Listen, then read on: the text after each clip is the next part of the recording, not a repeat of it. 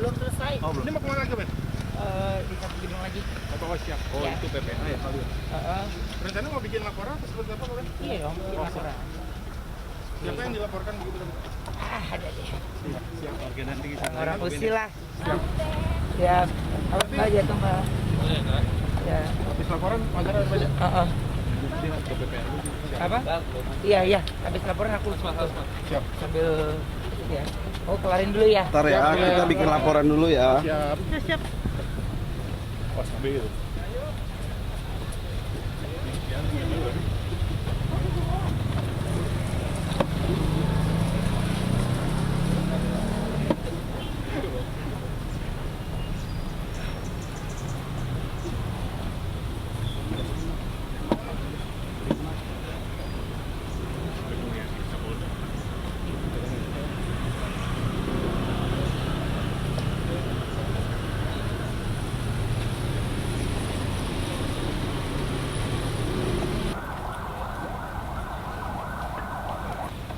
Ini pas masuk.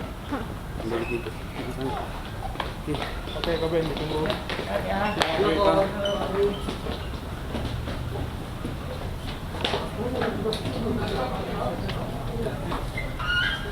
Terus.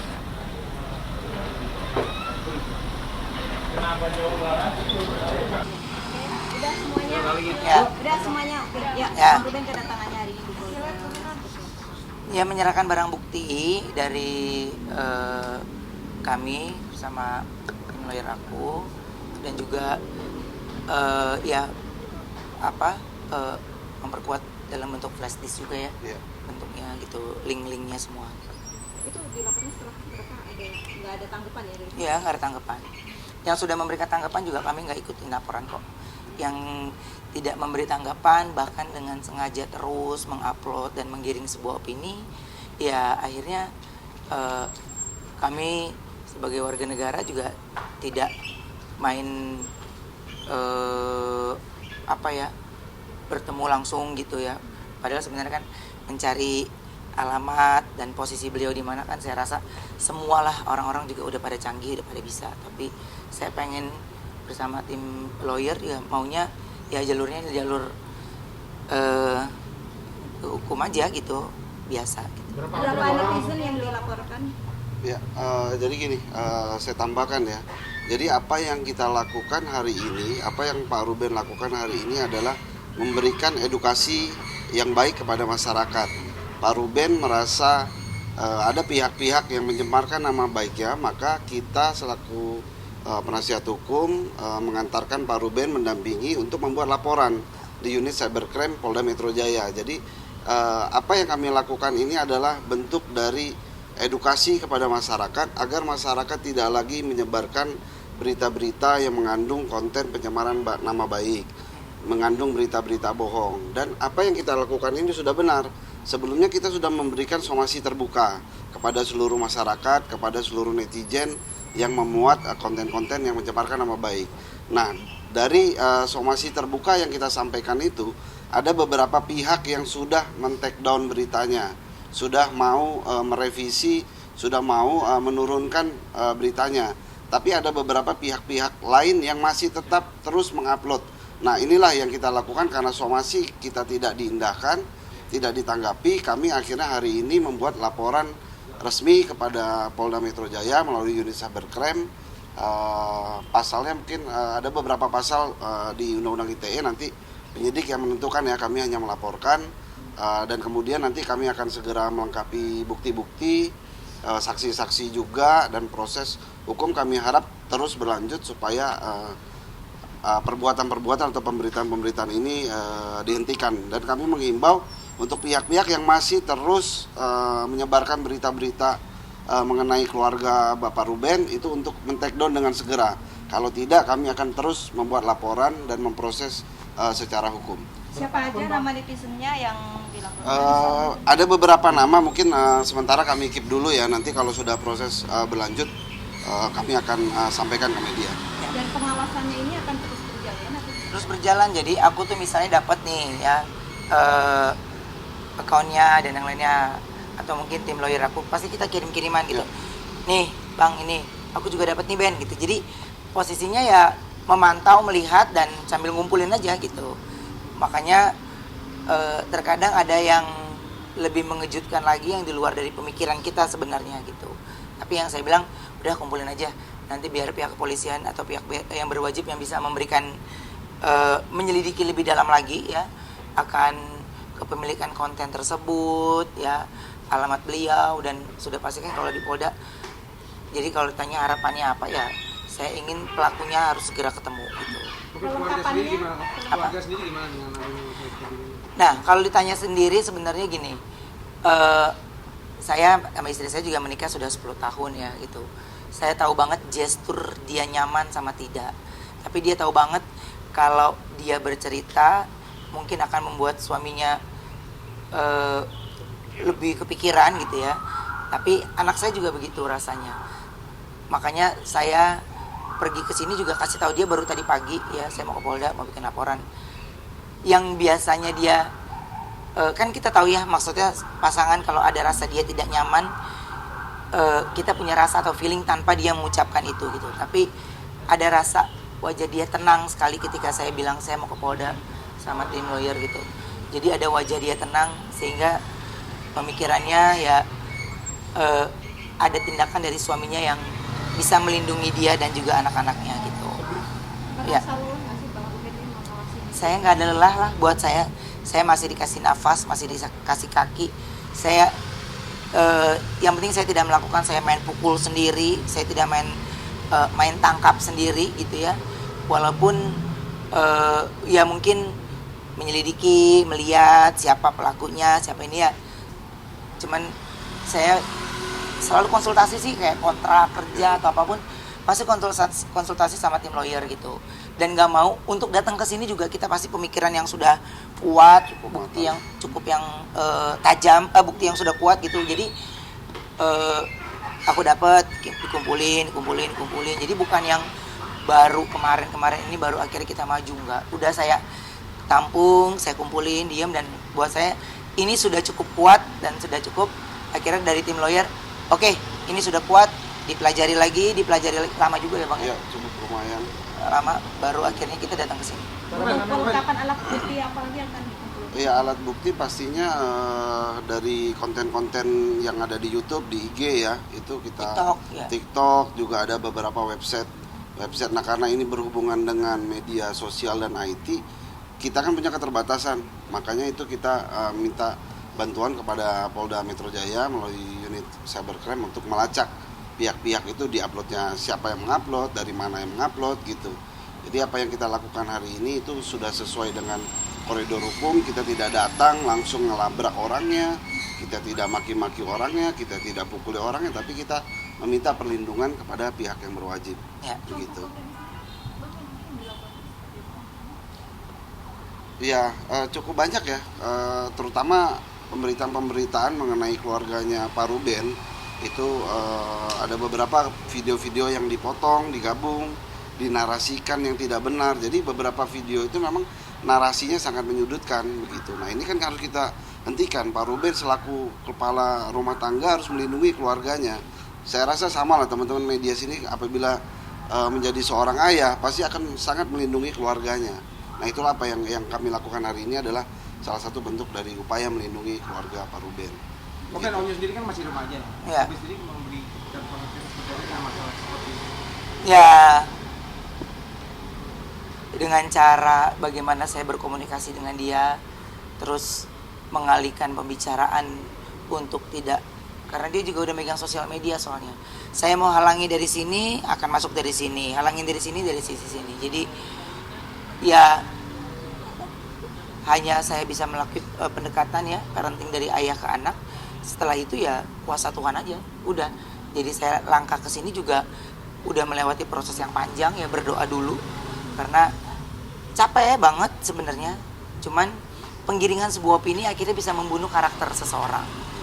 Itu yang sebenarnya justru kalau tanya tim lawyer, tahan dulu, jangan dulu. Jadi makanya saya kumpulin aja ini. Sampai saya bilang, saya udah gak kuat lagi sebenarnya ngebendeng ini gitu. Anak saya juga semakin besar ya. Dia mau kemana batasannya, berteman kemanapun dia akhirnya punya keterbatasan itu, sehingga rasa takut ada nggak? Pasti. Insecure pasti ada nggak? Pasti. Tapi ya hal-hal yang kayak gitu kan tidak ada lihat dari fisik yang terlihat banget gitu. Tapi kan kita sebagai orang tua atau sebagai suami ini tahu, oh ini ada di poin yang nggak nyaman nih karena ada ini. Baik itu Sarwenda, makanya nggak, aku banyak acara-acara yang mungkin dia itu nggak, udah aku di rumah aja. Nggak, aku di rumah aja ya. Itu pasti akan berdampak yang sebenarnya dia tidak ingin ucapkan, tapi saya tahu betul ada di mana dia lagi di posisi yang tidak nyaman. Kok untuk melaporkan ini Bapak memang sudah menyiapkan matang-matang gitu ya? Artinya nggak main langsung ujuk-ujuk lapor. Oh iya, udah pasti. Karena biasanya kan yang dilaporin yang akan lebih galak ya, yang udah-udahnya gitu ya. Tapi buat saya ya setiap orang kan juga berhak untuk memberikan hak suaranya. Tapi jika penggiringan opini, mengubah thumbnail, mengubah wajah dengan badan orang lain, dengan ini itu kan udah seperti mengiyakan apa yang dia tulis. Apalagi kan kita teman-teman nih media juga di TV ada yang namanya peraturan TV, ada KPI ya, itu kan ada aturan-aturannya gitu. Tapi pelaku ini kan memang kayaknya bukan lahir dari rahim manusia gitu ya, sehingga seorang wanita yang dikatain sama dia seperti itu, dia tidak pikir dampaknya. Dia juga punya anak wanita gitu. Saya juga punya anak wanita, dua anak wanita yang dua wanita yang masih kecil gitu, dimana jejak digital ini saya nggak bisa batasin ya, saya nggak bisa stop itu. Tapi kalau saya tidak melakukan perlawanan, ya minimal yang saya lakukan ini anak-anak saya lihat saya melakukan pembelaan untuk keluarga saya gitu. Mau apapun nanti hasilnya ya saya melakukan yang terbaik, karena ini nggak hanya saya tapi semua teman-teman, semua sosial medianya udah bisa lihat. Bahkan thumbnail ketika ketik nama itu kadang-kadang nama itu duluan yang keluar gitu. Jadi saya merasa terganggu nggak? Pasti. Saya merasa ini nggak, iya, tapi bingung mengupload untuk sesuatu yang baik ini dipotong-potong ya. Akhirnya menjadi gambar yang sure, nggak diupload, nggak ini, dibilang menutup-nutupi, ya bingung posisinya. Makanya saya bilang gini, saya tidak mau membatasi hal yang menurut saya ada yang sudah ada koridornya gitu. Tapi kalau di luar itu, apapun yang saya lakukan, baik bentuk kerjasama kontrak di TV, saya juga pasti kerjasama konsultasi sama lawyer. Pasti ini gimana ya, off air pun saya pasti konsultasi, dan lawyer juga nggak lapor, dikit-dikit lapor, enggak, justru kumpulin barang bukti ini dulu, ini sampai ketika apa yang diminta sama pihak kepolisian ya kami sudah bawa semuanya gitu. Oke, mungkin kan sebelumnya sudah ya. pernah, dan akhirnya mungkin pelaku minta maaf, akhirnya pula jalan damai. Untuk kali ini seperti apa nih, kalau kayaknya sudah keterlaluan sekali. Kalau sudah minta maaf pada saat sebelum saya laporin polisi, saya terima ya gitu. Bahkan ada juga kok nih media besar ya, media besar yang nggak ngerti ya, maksudnya saya bilang media besar karena followernya besar gitu, bahkan ikut memberikan sebuah thumbnail demi keuntungan rezeki, padahal saya juga di TV atau bekerja di mana juga sesuai dengan pekerjaan, tidak pernah bersinggungan dengan siapapun gitu ya. Ada etiket baik juga kok dari mereka minta maaf, kita kirim teguran ya, somasi gitu. Bahkan kemarin yang surat terbuka aja saya kan nggak pernah lakukan itu ya, karena dari beliau yang coba kita lakukan ini dulu. Udah saya rasa nih, saya udah gini, dia udah jauh lebih sabar lagi nih ya, udah dia sabar, akhirnya ya udah yuk kita laporin. Saya cuma bilang udah nggak kuat juga kan lu bang gitu, jadinya ya udah nggak bisa ketampung, karena sampai saya mau datang ke sini 13 jam sebelum itu dia juga masih mengupload yang baru gitu kan. Kita mencari dulu kayak account TikTok, ini dia dapetnya dari mana, oh dari ini sumbernya gitu. Jadi yang sumbernya yang paling banyak ditonton itu yang biasanya yang kita kirimkan bukti gitu. Nggak ada damai berarti kok ya? Hah? Nggak ada perdamaian kali ini kalau soal ini? Nggak pernah, gue mah ada damai-damai, dikata maling laptop ya gue terus menjarain.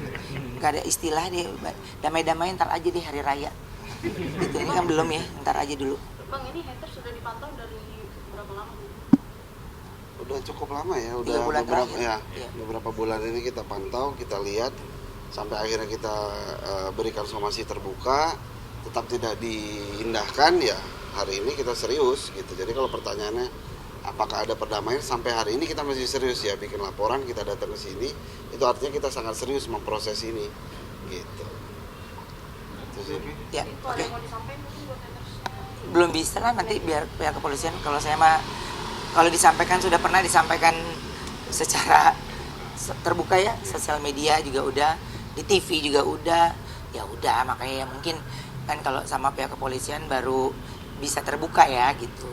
Makanya yang saya proses demi prosesnya kayak teman-teman tadi lihat, dari sana pindah ke sini ya mengikuti proses, tidak ada prioritas. Saya mengikuti semua proses by proses itu. Bahkan mengumpulkan barang bukti juga semuanya proses by proses. Jadi nggak ada yang instan gitu. Ya, terima kasih teman-teman.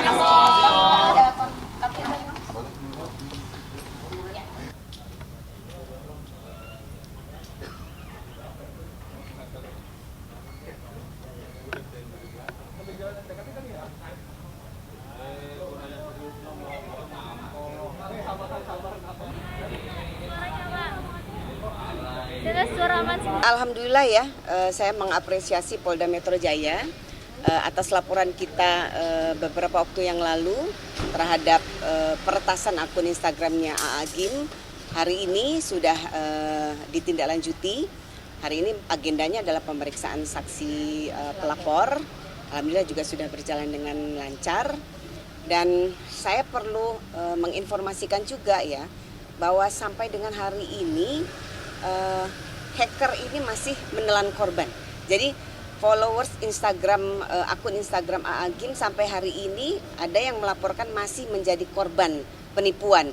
Jadi saya menghimbau ya kepada para followers akun Instagram @umrohmqtravel ya, akun Instagram itu sedang dalam penguasaan hacker ya. Jadi saya mohon menghimbau kepada para followers untuk tidak mengakses akun itu untuk sementara waktu. Kalaupun ada penawaran-penawaran ya, giveaway atau apapun, saya berharap untuk sama sekali tidak mengaksesnya atau melayani ya penawaran itu, karena saya ulangi sekali lagi, akun Instagram @umrohmqtravel sedang dalam penguasaan hacker. Nah, dan sekarang sedang dalam pengejaran pihak kepolisian ya. Kita berharap semoga pihak kepolisian bisa bertindak cepat, pelakunya bisa tertangkap dengan cepat, karena ini sudah meresahkan masyarakat. Ini sudah berapa bulan sih? Kita laporan laporan kita kemarin 19 ya. 19 Januari dan sekarang sudah ditindaklanjuti, sudah pemeriksaan. Besok juga nanti ada pemeriksaan saksi lagi. Ya, kita berharap dengan bukti-bukti yang cukup lengkap, nomor telepon, nomor rekening ya kan, dan ini postingan-postingan yang sama persis dilakukan kepada 4 ya, kepada 4 akun Instagram umroh travel yang lainnya. Jadi modusnya sama, peretasan kemudian menawarkan giveaway. Jadi berapa orang yang melakukan hal ini? hackernya? Iya. Kalau hackernya saya nggak tahu persis apakah ini individu atau sindikat ya. Tapi ada 5 umroh travel yang sudah kena hacker gitu ya, sudah kena retas akunnya. Dan saya tidak tahu persis yang lain apakah sudah kembali atau belum, tapi kalau MQ Travel sampai hari ini masih dalam penguasaan peretas. Dan korbannya berapa sih kalau boleh tahu? Korbannya sampai hari ini bertambah lagi, kemarin itu 2 orang. Kalau yang dulu ada 20 yang melaporkan ya, kita belum tahu yang lainnya. Yang sudah melaporkan ada 20 plus kemarin ada 2 lagi gitu. Kerugian Jadi iPhone ini jadi ini kan penawaran giveaway nih. iPhone ini ditawarkan 10 juta atau 3 pesawat 20 juta. Jadi 3 pesawat iPhone itu 20 juta. Nah, masing-masing minimal sudah mentransfer 10 juta. Itu karena penawarannya itu murah kan, iPhone 10 juta gitu.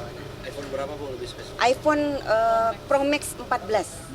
Nah, siapa yang mau itu? Yang jadi saksi hari ini manajer media sosialnya, gitu.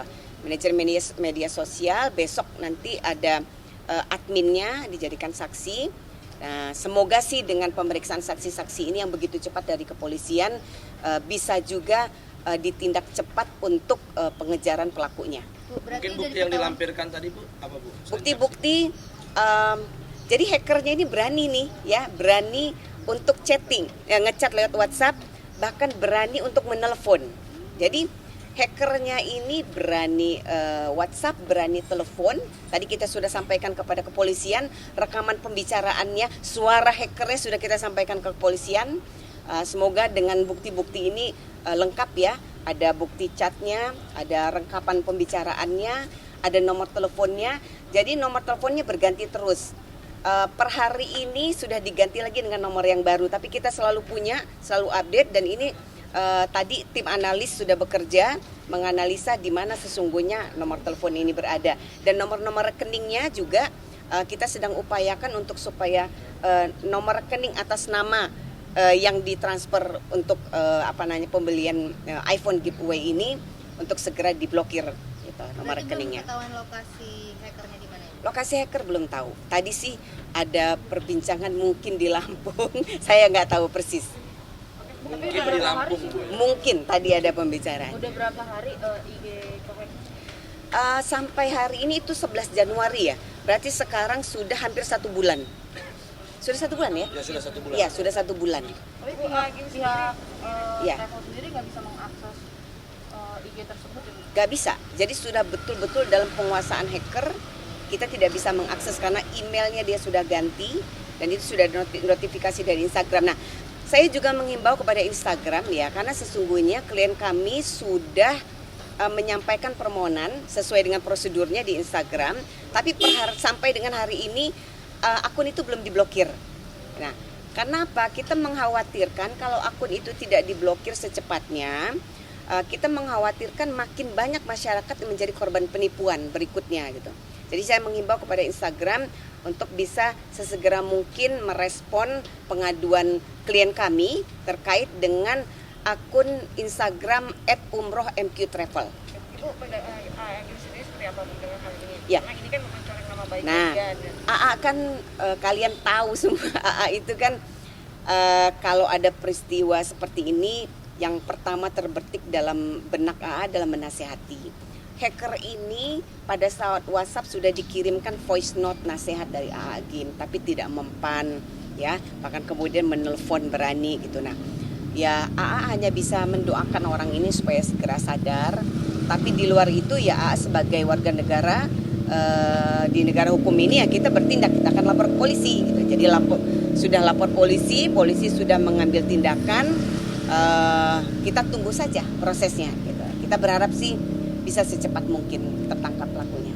Ibu, kalau sebelumnya kan dia berani minta tembusan. Nah, kalau sampai hari ini masih diretas juga, tembusan itu naik atau seperti enggak? Jadi terakhir dia minta tebusan, sampai hari ini tuh tidak ada komunikasi lagi karena nomor telepon yang dia WhatsApp itu dan menelpon itu, voice call itu sudah tidak aktif.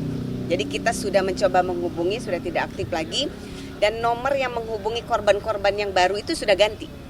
Jadi dia punya nomor banyak nih. Jadi hati-hati juga kalian kalau misalnya ada penawaran-penawaran segala macam, ya dicek lah ya sebaiknya. Sekali lagi kepada jamaah Umroh MQ Travel, kepada seluruh followers akun Instagram @umrohmqtravel untuk tidak melayani penawaran apapun dari akun itu, karena akun Instagram itu sedang dalam penguasaan hacker. Bu, sedikit penegasan Bu, ya. Kalau boleh tahu kemarin dia minta berapa tebusannya supaya akun itu bisa dibalikan? Ya, kalau tebusannya 25 juta ya, tapi di luar itu kan dia sudah menipu masyarakat umum dengan penawaran giveaway itu, beli iPhone satunya 10 juta gitu. Dan itu sudah banyak yang mengalami penipuan. Sampai hari ini masih ada juga yang tertipu? Masih, jadi kemarin tuh tambah 2 orang. Kemarin ya, nambah 2 orang ya. Iya. Oke. Jadi karena akunnya oleh Instagram tidak diblokir. Gitu. Jadi saya mohon kepada Instagram ya, untuk bisa segera menindaklanjuti pengaduan dari klien kami. Ini dalam rangka supaya menghindari korban-korban baru gitu. Ya. Mungkin Selanjutnya agenda selanjutnya besok pemeriksaan saksi lagi. Mungkin nanti AA juga yang bersaksi mungkin, tapi nanti kita lihat itunya ya agendanya bagaimana. Apakah sudah cukup dengan pemeriksaan 3 saksi? Karena masih ada 2 saksi lagi kita. Kalau sudah selesai nanti baru kepolisian bisa bertindak lebih cepat lagi gitu. Tadi sih nomor telepon segala macam tim analis kan sudah bekerja juga. Berarti besok saksinya baru? Besok baru, gitu. Besok baru. Lusa ada lagi baru. Jadi kita masih punya 2 saksi lagi. Dan Gitu. kapan datangnya? Agim sekarang sedang umroh, ya. Agim sedang umroh. Kita doakan beliau sehat. Dan nanti kalau memang diperlukan mendapatkan keterangan dari beliau, insya Allah beliau siap. Gitu. Bu, ini kan Ya. driver umrohnya kan banyak. Ini gabungan laporannya atau emang sendiri-sendiri? Sendiri-sendiri. Yang saya tahu sih Dream Tour, Armina katanya sudah lapor, tapi saya nggak tahu persis sudah sampai mana. Gitu. Berarti itu tawarannya 25 juta satu akun atau semua akun? Satu akun. Lucunya hacker itu setelah 25 juta dia turun 1 juta. jadi bisa jadi ini mungkin hacker individu, tapi kita nggak tahu karena nomornya berganti-ganti kan ini. Yang pasti tim kepolisian, tim analis sedang memeriksa ini. Ya semoga bisa dikejar lah pelakunya secepat mungkin. Ibu boleh panggilannya? Ana Sofa Yuking SHM. Nanti kartu namanya ada di. Terima kasih banyak Ibu. Oke. Bu Ana, Terima kasih. satu lagi bukan apa-apa karena sampai hari ini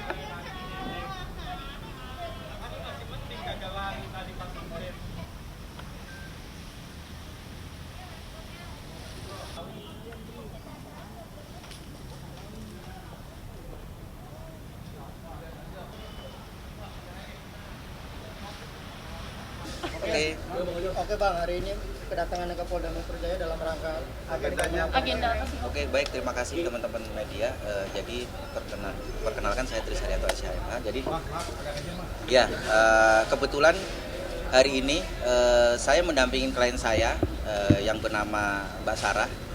Jadi pada hari ini, hari Senin, tanggal 13 Februari 2023, telah resmi klien kami telah melaporkan suaminya yang berinisial RJ atas dugaan tidak pidana kekerasan dalam rumah tangga dan atau kekerasan seksual. Dan alhamdulillah laporannya telah diterima di SPKT Kantor Kepolisian Polda Metro Jaya. buktinya apa aja Bang mungkin Bang? Ada buktinya yaitu rekam medis dari rumah sakit dan foto-foto lebam, luka-luka yang ada di bagian tangan juga kaki klien saya. Masalahnya sendiri Bang? Jadi ada beberapa pasal yang kami laporkan kepada si terlapor. Jadi ini kami menduga bahwa terlapor telah melakukan tidak pidana kekerasan dalam rumah tangga dan atau kekerasan seksual sebagaimana yang dimaksud dalam pasal 5 huruf A junto pasal 44 ayat 1 dan atau pasal 8 huruf A junto pasal 46 Undang-Undang Nomor 23 tahun 2014 tentang penghapusan kekerasan dalam rumah tangga atau PKDR. Ancamannya Bang? Ancamannya maksimal 12 tahun dan minimal 5 tahun. Kronologis kejadian itu sudah berapa kali kejadian dilakukan oleh RJ sendiri? Kalau mengenai KDRT-nya sudah sering dari awal pernikahan udah mulai cekcok gitu terus ya KDRT. Apa yang dilakukan terhadap RJ sendiri? Apa? Ya ada kekerasan verbal juga. Seperti apa Mbak mungkin pukulan yang dilakukan ataupun minta kekerasan yang dilakukan? Waktu itu tangan saya sempat dislok, tapi kejadiannya bukan di sini, di Lawang. Banyak sih Berapa kali? Kekerasan ya sekitar lebih dari 3 kali. Pemicunya apa? Pemicunya apa sih mungkin? Yang bisa memicunya, yang pemicunya apa? Jangan dikit. Pemicu dari kejadian itu sendiri apa Mbak? Mungkin. Ya masalah-masalah sepele sih sebenarnya. Seperti apa sih Mbak? Salah satunya sih mengenai dia yang sering pulang malam gitu. Protes sama masyarakat. Dan mengenai kekerasan seksual itu yang saya nggak terima. Apa tuh? Kekerasan seksual seperti apa Mbak? Maaf, saya nggak bisa menceritakan lebih detail karena itu masalah sensitif ya. Kenapa baru sekarang Pak? Sebenarnya saya dari awal pertama kali kekerasan seksual itu saya udah pengen mau lapor gitu, cuma saya diancam gitu. Ancamannya Seperti apa sih? Diancam dalam bentuk ya kekerasan verbal itu. Jadi saya takut mau speak up gitu. Ya, ancamannya seperti apa? Pengen di Ya dipukul itu. Apa aja Mbak yang dipukul? Tangan, kaki. Sejak kapan Mbak? Sejak bulan Maret. Dari awal menikah. Awal menikah atau gimana Mbak kejadian yang sering dilakukan oleh RT? 1 bulan setelah pernikahan, bulan Maret itu 2022. Bapak sekarang? Enggak, udah enggak tinggal 1 rumah lagi. Sejak akhir September. Kabarnya udah dibuka cerai sama Mas Ija. Iya. Itu kapan? Iya, bulan November.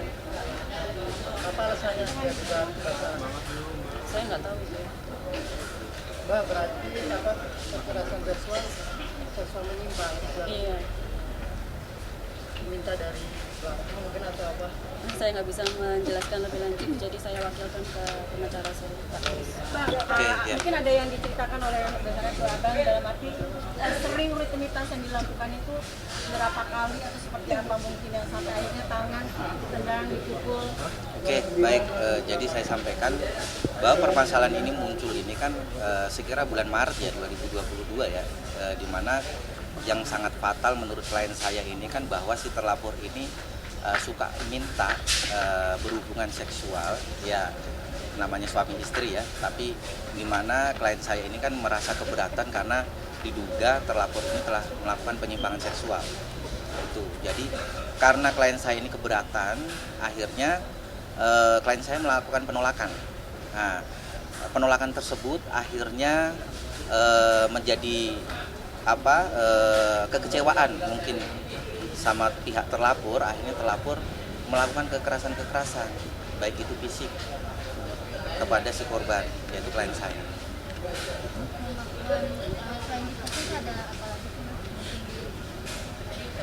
Ya namanya melakukan hubungan seperti itu karena salah satu pihak tidak mau menurutin, mau nggak mau dipaksa. Menurut keterangan klien saya sendiri pun pada saat itu dia dipaksa, didorong, terus ditarik, bahkan dipukul, terus tangan sama kakinya juga ditahan, terus mengakibatkan luka-luka lebam gitu. Jadi tangan dan juga kaki-kakinya itu mengalami luka lebam-lebam gitu.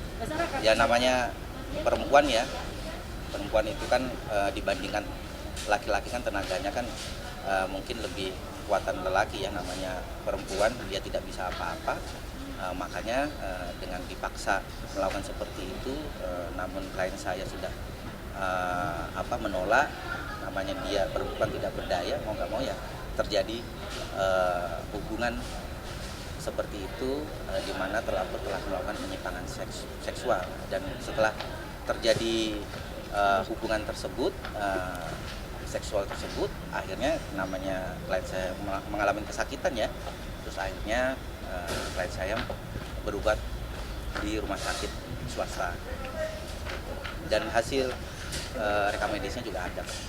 Tadi sempat bilang ada verbal, mungkin ada kata-kata yang kasar atau jorok yang dilontarkan oleh RJ sendiri terhadap Mbak kalau marah. Ya kalau mengenai kekerasan verbal sih sempat itu di depan orang tuanya ya, dia melontarin kata-kata daerah intim dan itu ya nggak etis lah buat saya sebutin di sini gitu. Itu yang buat mental saya jadi down gitu. Mbak, ini kan prosesnya ketika 1 bulan pernikahan baru terjadi seperti ini. Sudah dalam arti berjalannya bulan gitu ya, udah terlalu lama. Kenapa baru sekarang dan apa yang akhirnya Mbak bisa bertahan sampai detik hari ini baru mengadu ke Polda? Karena ya perlakuan dia yang nggak adil gitu. Jadi sebelum saya keluar dari rumah itu kan dia ngusir saya ya, dan ngusir orang tua saya juga. Itu yang buat saya benar-benar saya harus melanjutin ini ke ranah ya. Tapi ada ancaman sendiri nggak sih Mbak terhadap Mbak dari RT? Sering. Seperti apa Mbak? Ya seperti kamu kalau ngomong sama orang tua kamu aku pukul. Itu sering kayak gitu. Jadi ya saya ada ketakutan gitu buat ngomong sama orang tua saya sendiri aja saya takut gitu. Mbak Sarah, ini kan proses pernikahannya kan secara taruh ya. Artinya baru mengetahui gelagat watak setelah menikah. Ada rasa traumanya seperti apa Mbak? Trauma. Ya takut aja kalau mau ketemu lagi. Tapi sempat berkomunikasi jauh ini? Masih? Terakhir sih bulan Desember. Apa komunikasinya Mbak? Via WA. Dia apa? Dia via WA. Isinya apa? Ya cuma tanya kabar aja. Sama telepon cuma saya nggak angkat saya karena trauma gitu. Takut. Mbak Sarah kabarnya sudah perlakuan ada. Tapi masih saya rahasiakan. Karena tadi kan sudah digugat cerai juga gitu ya. Intinya sidang perceraian sendiri kapan sudah ada jadwal atau belum? Udah sih udah berjalan. Sudah berjalan sidang perceraian ya? Iya. Di Pengadilan Agama Bekasi ya? Cikarang. Udah ke yang beberapa nih sidang? Ya saat ini sedang berproses sih, ngikutin tahapan hukum acaranya di sana. Ini ya apa sih? Ya ada beberapa lagi tahapan lah yang mungkin harus dilalui. Mbak Sarah, pada saat terjadinya KDRT tersebut dari Mas Ibrahim sendiri ada kayak rasa minta maaf gak sih, menyesal gitu Pak ketika pertama kali melakukan KDRT tersebut? Kalau yang pertama kali dia sempat nyesel, minta maaf terus, tapi ya begitulah diulang-ulang terus. Berarti bukti visumnya itu ada biogram juga kan? Ya di dalam badan klien saya ini di bagian tangan juga kakinya ada lebam-lebam. Selain tangan, punggung mungkin ada? Enggak, cuma tangan sama kaki doang. Mbak Sarah tadi kan bilang kalau pemicunya karena pulang malam. Nah itu pulang malam karena kerja atau karena apa? Jadi alasannya dia sering pulang malam itu dalam keadaan mabuk. Itu saya tanyanya juga dengan baik-baik ya.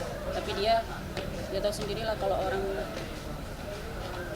terpengaruh sama alkohol itu kan pasti kalau ditanyain walaupun itu tanya baik-baik ya pasti nggak terima gitu. Jadi akhirnya ya itu terjadi KDRT. Seberapa seringnya seminggu, berapa kali sebulan? Seminggu mungkin 2 kali. Itu sering dilakukan oleh Mas sendiri, melakukan yang namanya mabuk. Iya, sering pulang malam dan itu dalam keadaan mabuk.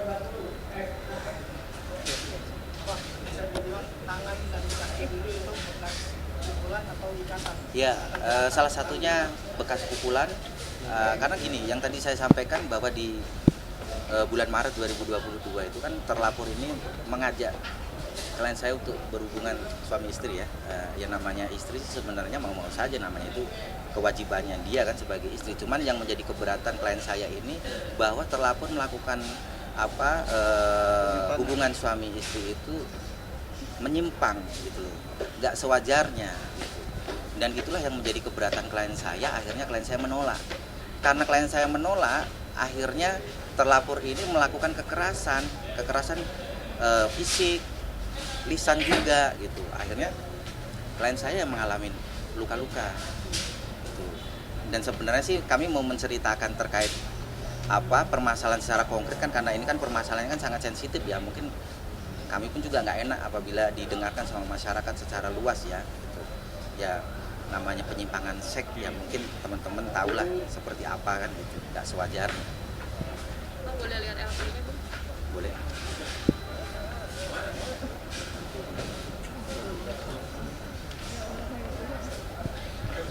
Istirahat dulu.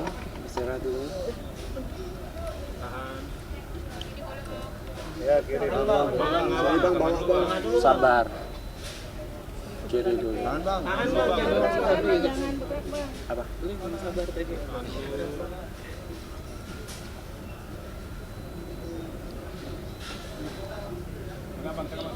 Nah, sini bang. Kanan bang. Kanan.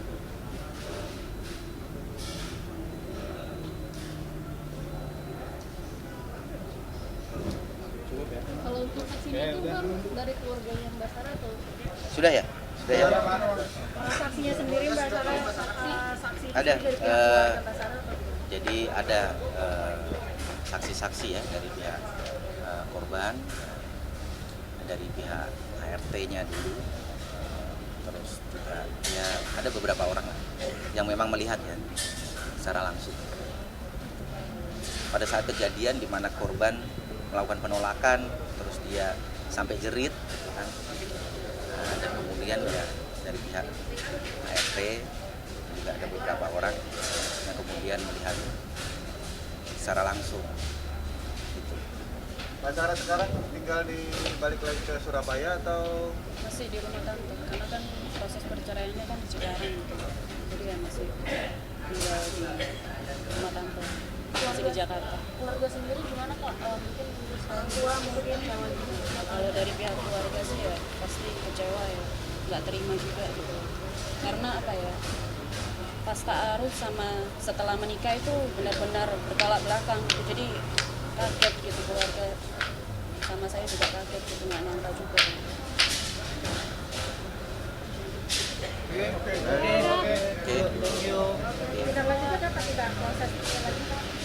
Jadi ini kan tinggal kita ngikuti ya tahapan hukum acaranya, di mana kan hari ini kan sudah diterima laporan polisi, tentunya kan ada prosesnya ya. Mungkin nunggu beberapa hari, nanti kan tinggal kita lihat apakah pihak Polda di sini yang menangani atau mungkin dilimpahkan. Nanti kan tinggal kita lihat ya siapa penyidiknya, dari unit mana gitu kan. Nanti dasar penyelidik melakukan penyelidikan itu kan karena adanya laporan polisi kan. Nah, nanti baru dilakukan klarifikasi ya tentunya ya, dalam tahapan proses penyelidikan. Nanti akan diundang diklarifikasi korban, saksi-saksi korban, dan tentunya juga terlapor. Oke, thank you. Sendiri ngubungi nggak? Enggak. Sudah putus komunikasi sama sekali Mbak? Enggak sampai itu. Tapi memang tidak ada komunikasi sama sekali. Enggak ada. Apakah ada ancaman ke keluarga Mbak Sarah sendiri secara khusus? Enggak. Ada perasaan nyesal Mbak akhirnya menikah sama RJ sendiri Mbak? Dengan akhirnya kejadian seperti ini. Cukup saya yang tahu ya. Ya udah habis jodohnya ya. Ya mungkin keputusan ini ya yang terbaik gitu. Oke.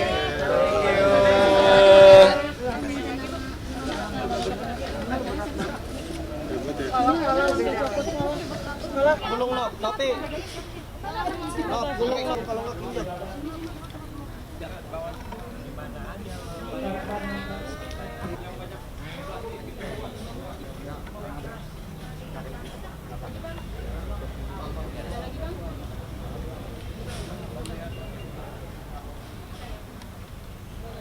Jadi bang.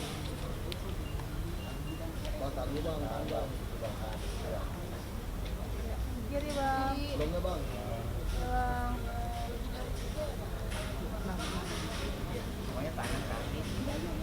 Tahan dulu bang.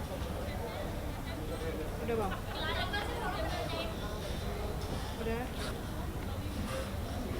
Iya bang. Udah. Lanjut bang. Oke, makasih.